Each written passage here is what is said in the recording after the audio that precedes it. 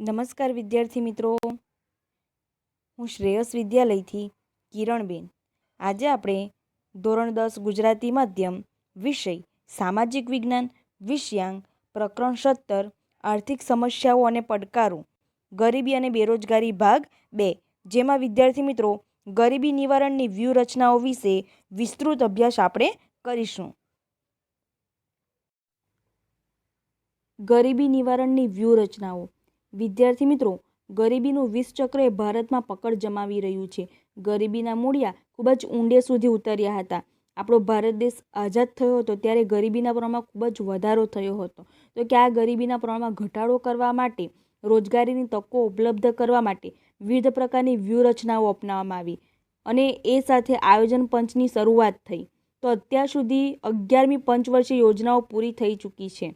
તો કે આવી જે પંચવર્ષીય યોજનાઓ હોય છે, જે 5 વર્ષની યોજનાઓ ઘડવામાં આવી હોય છે, જેમાં વિવિધ હેતુઓ નક્કી કરવામાં આવ્યા હોય છે.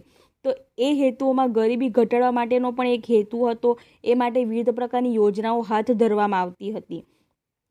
તો અત્યાર સુધીમાં જે પંચવર્ષીય યોજનાઓ પૂરી થઈ ત્યાં સુધીમાં ભારતીય અર્થતંત્રમાં વિકાસની રણનીતિમાં અને કાર્ય યોજનાઓમાં ગ્રામીણ ક્ષેત્રની અવગણના કરવામાં આવી, ઉપેક્ષા કરવામાં આવી હતી.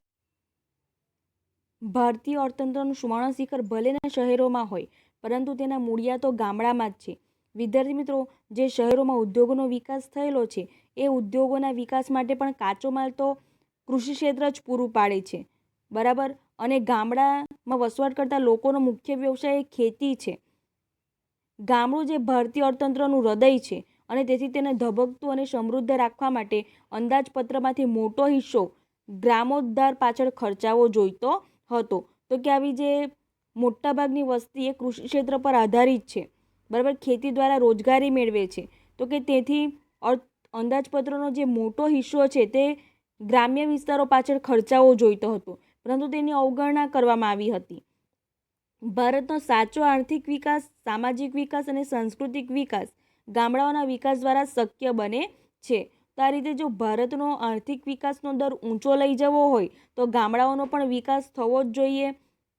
તેથી હવે વર્તમાન સરકારે ગ્રામોદયથી ભારત ઉદયના કાર્યક્રમ દ્વારા ગ્રામોદ્ધાર થકી દેશોદ્ધારના મૂળ વિચારને અમલમાં મૂકીને કેન્દ્ર અને રાજ્ય સરકારોને ગરીબી નિર્મૂલન માટે ગ્રામીણ ક્ષેત્રે માળખાગત સુવિધાઓ, કૃષિ ક્ષેત્રનો વિકાસ અને ગૃહ ઉદ્યોગ, કુટીર ઉદ્યોગ, લઘુ ઉદ્યોગોનો વિકાસ પર સવિશેષ ભાર મૂકીને અનેક નવી યોજનાઓ અને કાર્યક્રમો અમલમાં મૂક્યા છે. તો કે સરકારને પણ સમજાઈ ગયું, બરાબર, કે જો દેશનો આર્થિક વિકાસ કરવો હોય તો એ માટે ગ્રામ્ય ક્ષેત્રનો પણ વિકાસ થવો જોઈએ. અને એટલા માટે ગ્રામોદયથી ભારત ઉદય, જો ગ્રામ્ય ક્ષેત્રનો વિકાસ થશે તો ભારતનો પણ સાથે વિકાસ કરી શકાશે.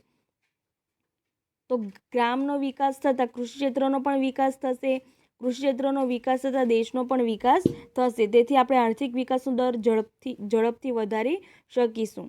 તો એ માટેના કાર્યક્રમોમાં પ્રથમ છે આઝાદી પછીના વર્ષોમાં આયોજનમાં ગરીબી હટાવોના સૂત્રો સાથે સરકારે મોટા પાયાના અને ભારે તેમજ ચાવીરૂપ ઉદ્યોગોના વિકાસ પર વિશેષ જોર આપ્યો હતો. તેના વિકાસ માટે અનેક પ્રોત્સાહનો પણ પૂરા પાડ્યા હતા, જેથી શહેરો વિકસે. અને બીજી તરફ ગ્રામીણ ક્ષેત્ર હરિયાળી ક્રાંતિના લક્ષ્ય સાથે જમીન સુધારણા કાર્યક્રમોનો અમલ પૈકી ખેતી ક્ષેત્રનો વિકાસ સાધીને દેશના ઉત્પાદનમાં વધારો થશે, રોજગારીની તકોનું સર્જન થશે અને રોજગારી વધશે. તેથી આવક વધતા ગરીબોની સ્થિતિ સુધરશે તેવો હેતુ રહેલો હતો.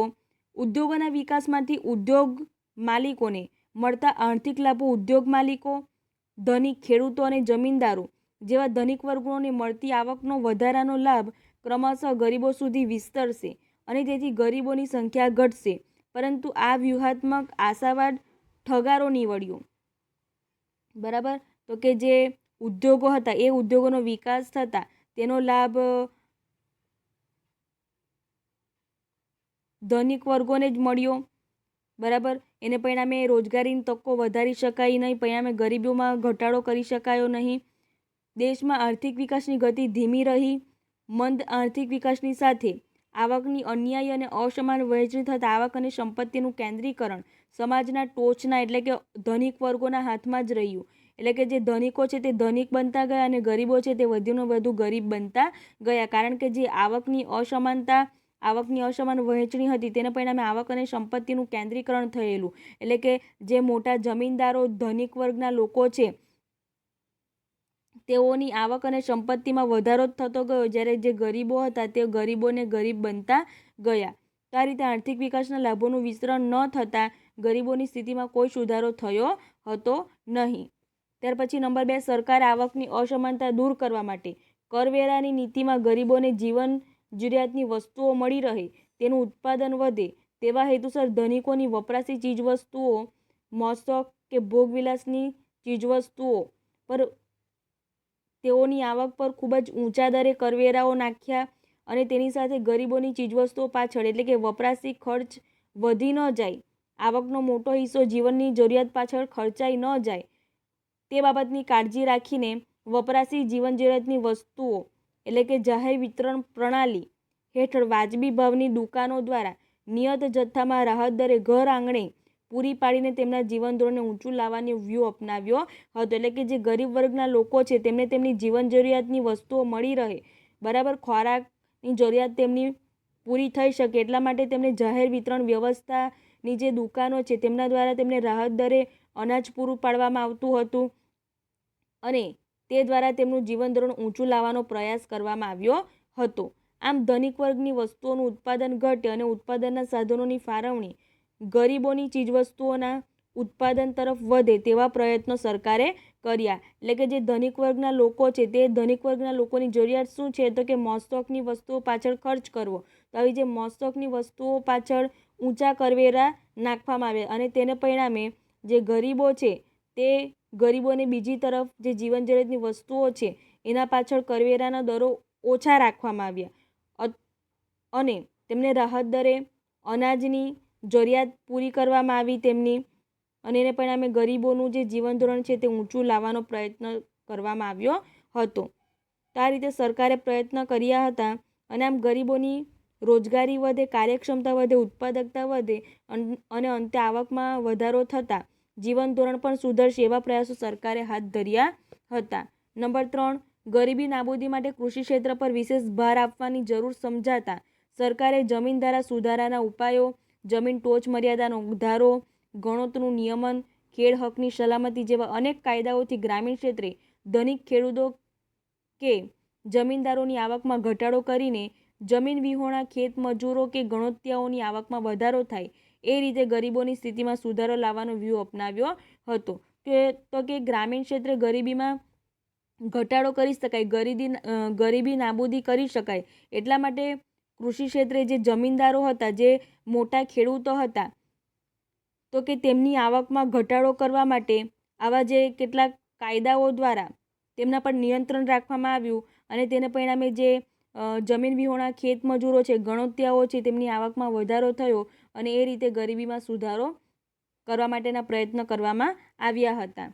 નંબર 4, સરકારે કૃષિ અને કૃષિ પર આધારિત અન્ય ઉદ્યોગો, અન્ય પ્રવૃત્તિઓ વિકસે જેવી કે પશુપાલન, ડેરી ઉદ્યોગ, મત્સ્ય ઉદ્યોગ, વનીકરણ, નાની મોટી સિંચાઈ યોજનાઓનો વિકાસ કરવો, ગૃહ ઉદ્યોગો, કુટીર ઉદ્યોગો, લઘુ ઉદ્યોગો વગેરેને ખાસ પ્રોત્સાહન આપવામાં આવ્યું, કારણ કે કૃષિ અને કૃષિ સંલગ્ન જે પ્રવૃત્તિઓ છે તેમની પાછળ જો ખર્ચ કરવામાં આવે, તેમની પાછળ મૂડીરોકાણ કરવામાં આવે, તેમને પ્રોત્સાહન આપવામાં આવે તો એને પરિણામે જે કૃષિ ક્ષેત્રે રોકાયેલા લોકો છે તેમની રોજગારી મળી રહેશે અને રોજગારી મળતા તેમની આવક પણ વધશે અને આવક વધવાને પરિણામે તેમનું જીવન ધોરણ ઊંચું લાવી શકાશે અને ગરીબીમાં ઘટાડો કરી શકાશે. સ્વાવલંબન ક્ષેત્રે યંત્રોનો ઓછો ઉપયોગ થાય, બરાબર, યાંત્રિકીકરણ થઈ રહ્યું હતું અને તેને પરિણામે સ્વાવલંબન ક્ષેત્રે યંત્રોનો ઓછો ઉપયોગ થાય એવા ધંધા ઉદ્યોગો થકી રોજગારી વધે તેમજ પરંપરાગત વ્યવસાયો, હાટશાળ અને કુટીર ઉદ્યોગોને માટે પ્રોત્સાહક નીતિઓ જાહેર કરીને આર્થિક સહાય આપી. તો આવા જે કૌશલ્યનો વિકાસ થાય તેવા જે ઉદ્યોગો થકી સ્વરોજગારી મળી રહે તો એ માટે પ્રોત્સાહન આપવામાં આવ્યું હતું. એ માટે આર્થિક સહાયો આપવામાં આવતી હતી, સબસિડી આપવામાં આવતી હતી કે જેથી આવા જે નાના ઉદ્યોગો છે જ્યાં યંત્રોનો ઓછો ઉપયોગ કરી શકાય અને ત્યાં કૌશલ્યને પ્રાધાન્ય આપી શકાય, એટલે કે પરંપરાગત વ્યવસાયો, હાટશાળ ઉદ્યોગો જે હસ્તકલા કારીગરીની જે ચીજવસ્તુઓ છે એના થકી રોજગારી વધારી શકાય તેવા પ્રકારના જે ઉદ્યોગો છે તેમને સબસિડી દ્વારા આર્થિક સહાય પૂરી પાડવામાં આવતી હતી. કેટલાક ગૃહ ઉદ્યોગોને કાયદાથી અનામત રાખ્યા અને જેથી ગ્રામીણ ક્ષેત્રે રોજગારીની આર્થિક તકોનું સર્જન થઈ શકે.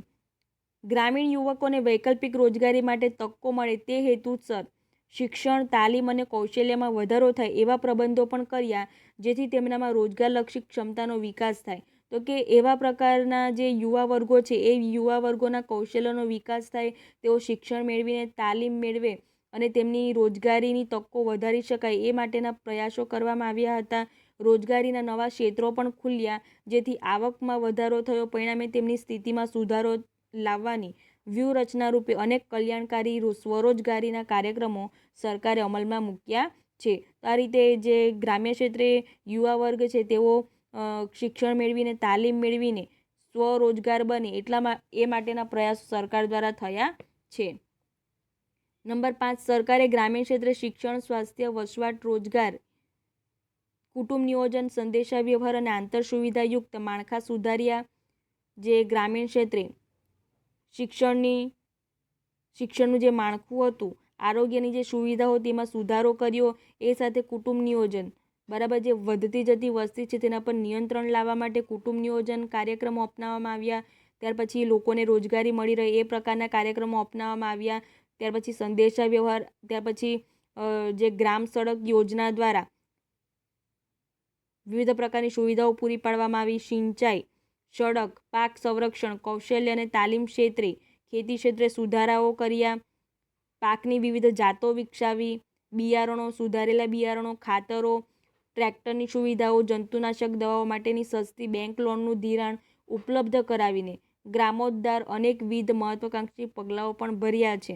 ઘર આંગણે યુવકો માટે રોજગારીના ક્ષેત્રો પણ ખોલ્યા, જેથી શહેર તરફનું સ્થળાંતર ઘટે અને શહેરો પર વસ્તીનું ભારણ ઘટે. એટલે કે શહેરોમાં વસ્તી ગીચતાના પ્રશ્નો છે તે હલ કરવા માટે જે ગ્રામીણ યુવકો છે તે રોજગારી માટે શહેરો તરફ વળતા હતા, તે અટકાવવા માટે યુવકોને ઘર આંગણે જ રોજગારી મળી રહે એ માટેના પ્રયત્ન કરવામાં આવ્યા. ગ્રામીણ કે નગર કક્ષાએ શાળાઓ, માધ્યમિક અને ઉચ્ચતર માધ્યમિક શાળાઓ, નજીકના અંતરે કોલેજ શરૂ કરીને ટેકનિકલ અને વ્યવસાયલક્ષી અભ્યાસક્રમો અને તાલીમ કેન્દ્રોની સુવિધાઓ ઊભી કરવામાં આવી.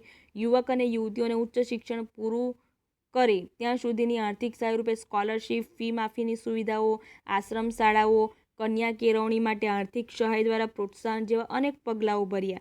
તો આ રીતે ગ્રામીણ ક્ષેત્રે વિવિધ ટેકનિકલ અને વ્યવસાયલક્ષી અભ્યાસક્રમો માટેની કોલેજો પણ શરૂ કરવામાં આવી અને તે દ્વારા યુવકો તાલીમ મેળવીને સ્વરોજગાર બને તે માટે તેમને સ્કોલરશીપ, આર્થિક સહાયો, ફી માફીની સુવિધાઓ, બરાબર, કન્યા કેળવણી માટે આર્થિક સહાય પૂરી પાડવામાં આવતી હતી. મહિલા સશક્તિકરણના પ્રયાસ રૂપે મહિલાઓને આર્થિક રીતે પગભર કરવા માટે સ્વરોજગારી ઊભી કરવાના વિવિધ નક્કર પ્રયાસો અને કાર્યક્રમો અમલમાં મૂક્યા છે. તો આમ સરકાર ગરીબીના રાક્ષસને નાથવા માટે વ્યૂહાત્મક રીતે અને ક્રમબદ્ધ નક્કર પગલાઓ ભરી રહી છે અને આ પગલાઓનો અમલ થવા છતાં પણ અર્થતંત્રમાં ઊંડે ઘર કરી ગયેલી ગરીબીની સમસ્યાને જળમૂળથી ઉખાડીને ફેંકી દેવાના સ્વપ્નને સાકાર કરવામાં અને વિશ્વ બેંકના 2030 સુધીમાં વિશ્વમાંથી ગરીબીનું નિર્મૂલન કરવાના વિઝનને મિશન રૂપે પૂર્ણ કરવામાં ભારતે હજી ઘણી મંજિલ મક્કમ પગલે કાપવાની છે. તો આપણે આટલી બધી યોજનાઓના અમલ છતાં પણ